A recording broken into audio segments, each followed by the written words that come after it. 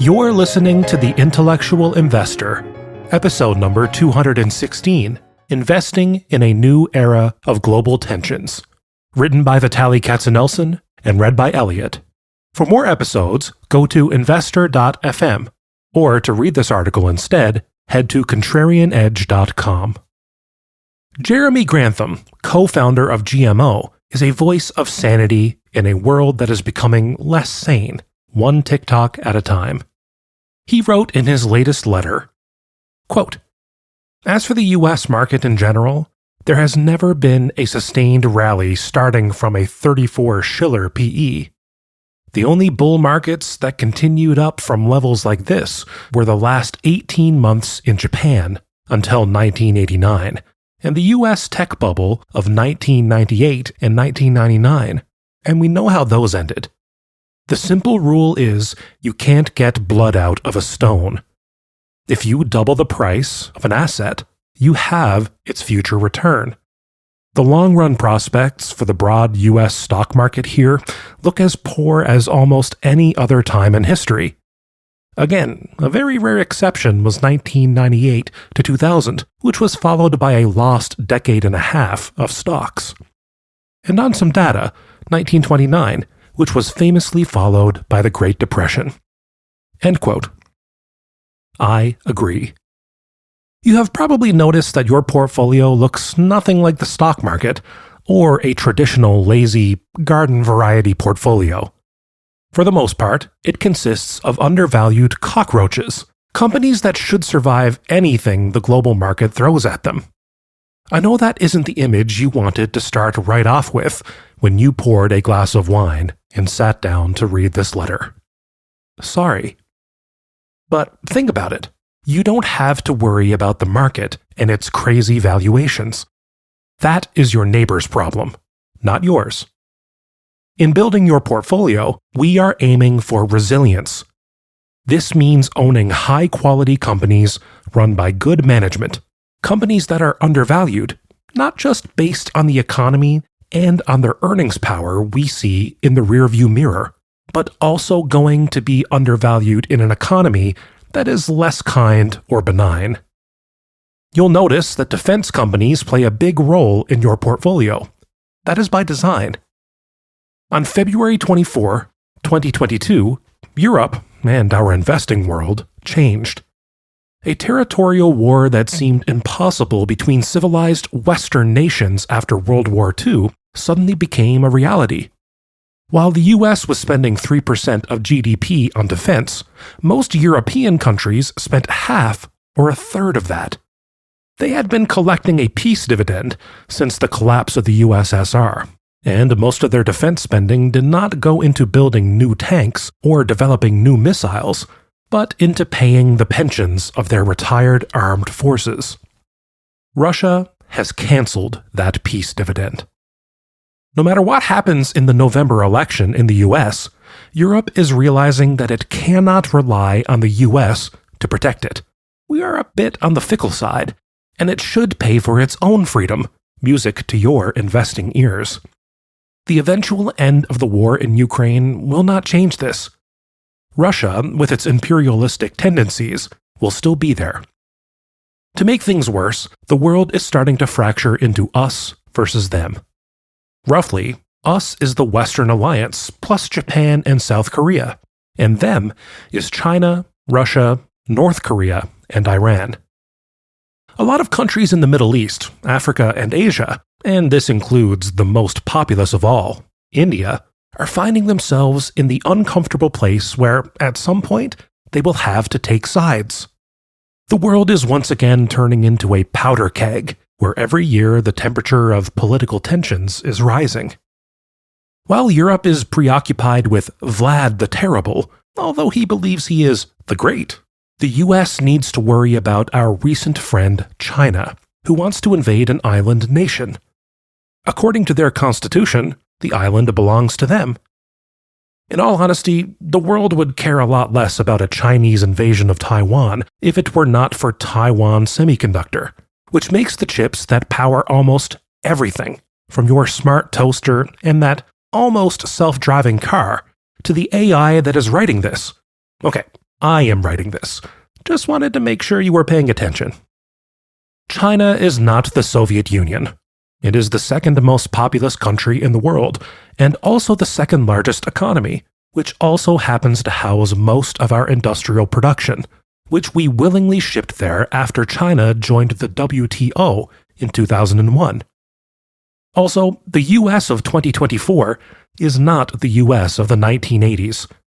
We are a highly indebted nation that is at war with itself, but that is a topic for another letter. China has its own issues. It is in the middle of the bursting of the biggest bubble in the Earth's history and has a rapidly aging population. But that is not stopping it from growing the world's second largest defense budget by 7.2% in 2024. Our relationship with China is getting worse with every trade restriction. We are actively trying to deprive China from access to next generation of semiconductors and the ability to produce them. Then there is Iran and North Korea. Both are well along on their journeys to becoming nuclear nations. Iran has proven that it can make our life miserable by sponsoring terrorists around the Mideast, from Hamas to Hezbollah to the Houthis. Note to other terrorist organizations, if your name doesn't begin with H, don't apply for Iranian funding. The Middle East, which was on the journey of healing with the Abraham Accords, changed too on October 7th. A month later, the world discovered that the Houthis, terrorists from Yemen, not the fan club of the Houthi and the Blowfish band, were well armed by Iran and controlling the shipping lanes of the Red Sea, through which the bulk of the cargo from Asia to Europe must pass. Armed with $20,000 drones, the Houthis have the capability to sink a ship carrying $1 billion of cargo. Yet Western navies, which have shrunk by half since the 1990s, use $2 million missiles to shoot the drones down. Suddenly, we are waking up to the new reality that ocean shipping lanes need to be protected by our navies. And since the oceans constitute 71% of the Earth's surface, we need many ships with guns to protect our cargo, plus new weapons to fight drones. This paragraph from an FT article describes the sorry story state of the UK's Navy. Quote, in 1998, the UK had 3 small aircraft carriers and an escort fleet of 23 frigates and 12 destroyers, and the same number of attack submarines. It is now down to just 11 aging frigates, 2 of which are reportedly set to be decommissioned, 6 destroyers, and half a dozen attack submarines, also known as hunter-killers. End quote. Yet, the UK has the largest navy in Western Europe, and it has also been spending more on defense than most large Western European countries. The US Navy is in better shape, but has shrunk by about a third since the early 90s, even though today we are facing more and stronger adversaries. During peaceful times, society understandably looks at defense spending skeptically. You have often heard rhetoric along the lines of, all this spending is just the enrichment of defense companies, the military-industrial complex. The spending does enrich defense companies, just as when you watch cat videos on Facebook, Mark Zuckerberg and Meta shareholders all get a bit richer. However, what we were reawakened to on February 24, 2022, is that a strong military serves as a deterrent when a dictator starts bombing your country, killing your citizens in order to get rid of the Nazis in your homeland. If Ukraine had been well armed, Russia would never have tried to denazify it, re-educate it about its history, and force Ukrainians to speak their real mother tongue. If the world only consisted of the 27 EU nations, Canada, and the US, we would not need to spend a penny on defense. But, as Charlie Munger would have said, a few turds ruin it for the rest of us. Thus, we are going to have to adjust and spend a larger percentage of our economy on ships, airplanes, and missiles so that they can serve as a deterrent against those who don't share our democratic values. Since the end of the Cold War, European nations have lived in a make-believe utopian world, one that every reader of these words would love to live in. where civilized nations don't invade each other. Hopes for the existence of this world have been shattered by Russia. I am not a warmonger.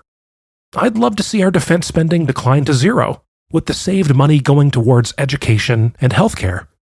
Unfortunately, I cannot wish this into reality. Whether we own defense stocks or not, in the future, Europe and the US will likely spend a lot more money on defense, and our portfolio may as well benefit from this spending.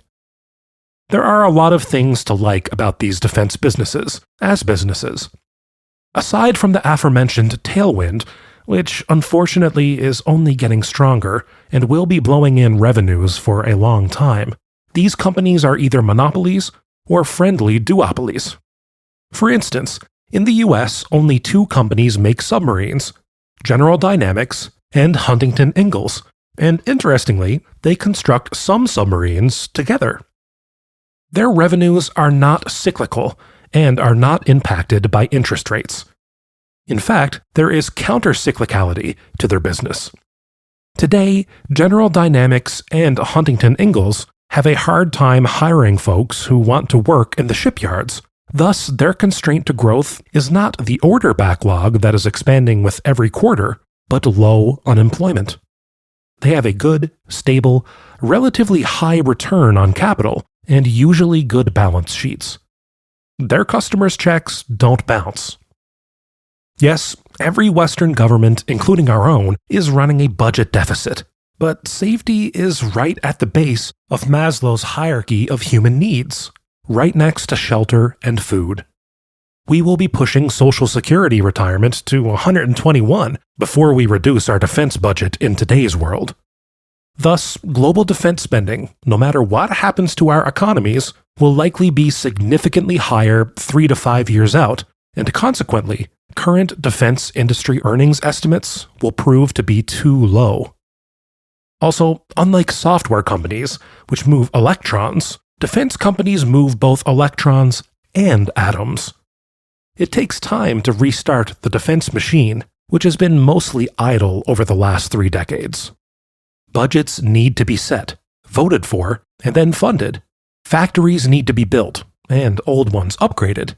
New employees need to be hired and trained, and supply chains need to be established or strengthened.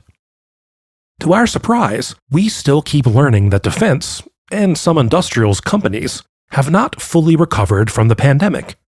Almost every European defense company discusses on their conference calls that despite growing backlogs, they are still experiencing interruptions in their supply chains from small suppliers that have not yet recovered from pandemic shutdowns. Large European defense companies have established funds to bolster these suppliers' equity and working capital. We have probably seen the bulk of near-term appreciation for most of our defense companies. Their earnings will need a year or 2 to catch up with their prices. Despite a potential short-term weakness in share price performance, we believe that the earnings of American and particularly European defense companies will continue to increase at a steady, although not necessarily linear, pace, and will likely surprise analysts and investors to the upside. And thus the companies will grow into today's valuations and provide good long-term returns. Our allocation to defense companies varies from account to account, but as a firm, it accounts for about $125 million, a quarter of our assets under management. We opportunistically increased our allocation to this sector over the last 12 months. Though this is a significant allocation to one sector, we are geographically well diversified.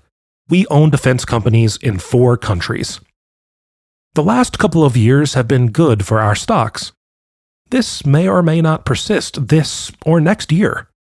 One of our clients said, "Patience is perseverance." I really like this, as it partially describes investing.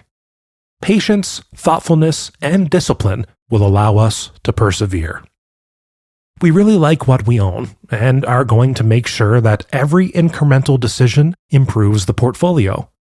Again, when you hear from CNBC or your neighbor that the market is expensive, they are right. The good news is that your portfolio doesn't look like the market.